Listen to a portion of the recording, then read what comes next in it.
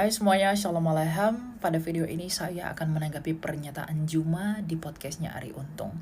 Kita akan mengupas dan juga menjawab tuduhan yang ia sampaikan. Dan kita akan melihat bagaimana dusta itu digunakan untuk membela imannya sendiri. Dan Anda akan menilai, mungkinkah kebenaran datang dari pendusta. Mari kita bahas. Kisah Para Rasul 11 nomor 26. Setahun lamanya mereka tinggal di Turki, Antioquia. Murid-murid Paulus disebut Kristen. Yang pertama mengenai Kisah Rasul 11 ayat 26. Juma mengatakan di sanalah murid-murid Paulus untuk pertama kalinya disebut Kristen. Padahal bunyi ayat ini adalah di Antioquia lah murid-murid itu untuk pertama kalinya disebut Kristen. Murid-murid di sini merujuk kepada murid-muridnya Tuhan Yesus yang disebut Kristen, bukan murid-muridnya Paulus. Lalu kenapa Juma menambahkan kata Paulus di belakangnya? Disinilah dusta itu bekerja. Ia menambahkan sesuatu ke dalam Alkitab untuk membuat asumsinya yang liar itu terlihat benar. Dan sayang sekali Ari Untung pun main percaya saja dengan begitu tanpa cek terlebih dahulu. Ya, saya yakin bahwa kedua dari mereka memiliki kualitas yang sama dalam hal ini. Kepada penyesat yang datang kepadamu dengan memakai namaku. Oh. Jangan kau percaya kepada dia. Dia ngomong begitu? Iya. Di dalam Lukas 21 nomor 8. Nah, yang kedua mengenai Lukas 21 ayat 8, di mana Tuhan Yesus berkata, sebab banyak orang akan datang dengan memakai namaku dan berkata akulah dia, dan janganlah kamu mengikuti mereka. Nah, lalu Juma menafsirkan ayat ini bahwa ayat ini ditujukan kepada Paulus karena Rasul Paulus mengaku sebagai rasulnya Kristus. Tapi yang perlu diketahui, ucapan Tuhan Yesus ini berbicara tentang Mesias-Mesias palsu yang akan datang. Dan Tuhan Yesus berkata, janganlah percaya kepada Mesias palsu yang mengaku sebagai Mesias. Nah, pertanyaan saya, di manakah Rasul Paulus mengaku sebagai Mesias? Lagi pula, kerasulan Paulus itu dikonfirmasi oleh Lukas dan Petrus yang adalah pemimpinnya para rasul dan muridnya Tuhan Yesus sendiri. Jadi, kerasulan Paulus itu dikonfirmasi dan juga disaksikan oleh murid-muridnya Tuhan Yesus sendiri. Dan disinilah lagi dan lagi Juma itu berdusta. Dia menghalalkan dusta untuk membenarkan imannya. Akulah Yesus yang kau aniaya. Pertanyaannya, dari mana penulis Bible tahu kalau ini adalah Yesus?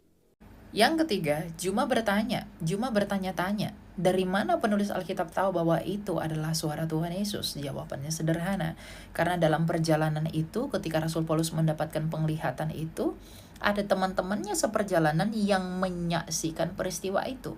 Makanya di dalam Kisah Rasul 9 ayat 7 dikatakan, maka termangu-mangulah teman-temannya seperjalanan karena mereka memang mendengar suara itu tetapi tidak melihat seorang juga pun.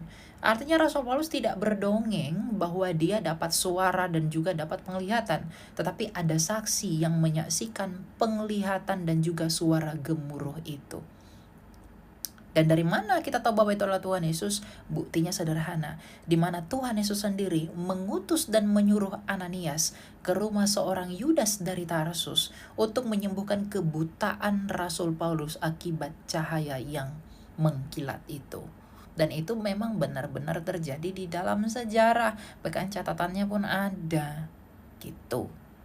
Waspadalah kepada nabi-nabi palsu yang datang kepadamu nyamar seperti domba padahal mereka adalah serigala. Betul, Tuhan Yesus mengatakan bahwa kita harus waspada kepada nabi-nabi palsu, yaitu nabi-nabi yang mengaku datang dari Tuhan tetapi tidak memiliki moral yang benar. Sedangkan Rasul Paulus setelah pertobatannya, dia semakin bermoral dan dicintai oleh jemaatnya Kristus. Kepada mereka nih, enyahlah daripadaku, kalian semua adalah pembuat kejahatan. Sungguh aku tidak mengenal kalian. Enyahlah daripadaku, sungguh kalian adalah pembuat kejahatan. Ya, memang betul.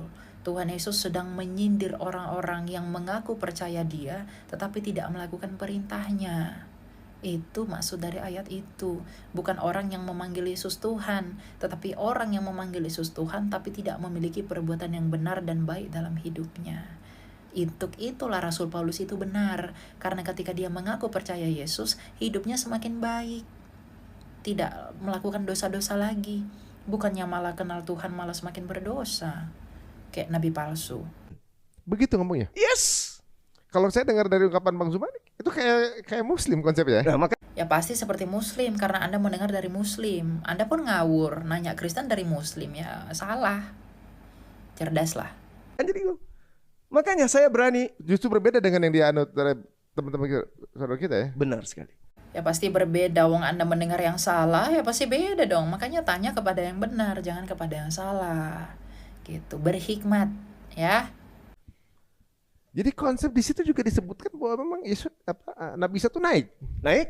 Memang Tuhan Yesus naik ke surga, terangkat ke surga, tetapi terangkatnya dia ke surga setelah 40 hari kebangkitannya. Dia bangkit itu dilihat banyak orang. Nah, 40 hari setelah itu baru dia naik, terangkat ke surga. Bukannya pas disalib dia diangkat-angkat kayak yang kamu percayai. Nggak begitu iman kami, gitu loh. Dan data sejarah menyangkali apa yang kamu percayai itu. Pengaruh setan itu lemah. Yang membuatnya kuat adalah saudara-saudaranya. Setan itu lemah, yang memperkuat adalah saudara-saudaranya. Yang satanis itu hujat hanya Yesus Kristus, karena dia tahu hanya Yesus adalah lawannya. Milikmu dan imanmu tidak pernah dihujat oleh satanis. Ya, hanya iman kami yang dilawan oleh penyembah setan. Karena dia tahu Yesuslah satu-satunya pribadi yang mengalahkan setan melalui kebangkitannya. Tapi ada nggak di teman-teman kita di keyakinan sebelah itu yang mengimani kitabnya tapi nggak mengimani Paulus? Mungkin nggak? Ada. Kristen yang mana Bang Juma? Jawablah. Ditanya apa, dijawab apa, jangan gitu ya. Kristen yang mana tunjukkan, jangan malah justru karena ketimpangan itu ketimpangan apa. Jadi ini SPOK-nya juga nggak jelas gitu loh ya. Gitu, kan udah mengajar. Ya, ini kebenaran Al-Quran surah Al-Maidah ayat 104. Nah, inilah kesalahan berpikirnya. Dia membuktikan kesalahan Alkitab untuk membenarkan kitab suci miliknya. Itu logikal falasi. Orang-orang yang cerdas pasti mengerti hal ini. Tapi orang-orang yang ho-ho saja pasti luar biasa. Ya, jadi aduh, kasihan sekali ya. Jadi itulah bagaimana sebenarnya kita perlu mengasihani mereka. Karena mereka tentu berargumentasi karena mereka tidak tahu. Makanya kita orang Kristen harus semakin menginjili untuk memberitahu mereka yang benar. Agar mereka mengerti kebenaran itu apa. Kita tidak boleh membenci mereka. Tapi kita harus berbelas kasih kepada mereka. Karena mereka yang seperti itu. Dia yang seperti itu. Yang berdusta untuk membela imannya. Adalah buah dari ketidakbenaran. Tuhan memberkati.